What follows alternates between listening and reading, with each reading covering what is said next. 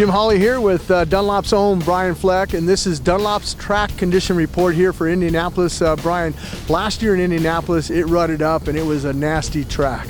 Yeah, last year the dirt was really soft when they brought it in, so deep ruts developed and then the whoops fell apart. But today the dirt seems pretty good, so I think tomorrow night we're going to have good traction. Some ruts, but not as bad as last year. So, now you're talking about press day. It's Friday here, and you're down here. Are you looking at to see how the track's going to develop? Does this kind of give you an idea on, hey guys, I think maybe if you're running a 120, maybe we should go to a 110, and maybe we should bump the air pressure up to not get as much traction? Yeah, for sure. It looks like, this dirt's got plenty of grip, so a lot of guys who normally run a 120 will run the smaller tire to have a little less bite.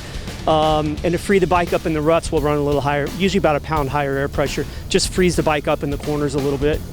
Typically, what are they running for air pressure normally? Like 12, maybe 11 and a half? 12 is normally a good baseline, and so we'll go up to 13, 13 and a half. And if that doesn't work, sometimes we'll change tire and go to something that has a little bit less bite. But for this condition, normally 3S, and like I said, some guys will go to the 110 to get a little less traction. What happens if some of the guys out there with their 3S, the front, maybe is pushing a little bit? How can you fix that? It's the same way, mainly just with air pressure. Sometimes they'll make a suspension or a fork change, but usually a pound up or a pound down, either way, will make the bike perform a little bit different with that tire. So. And what about if the rider comes in and says, man, I'm wheeling off the start, we got adequate traction here, how do I fix that? Yeah, about all they can do is change body position. There's no magic tire I can go to get rid of traction. So.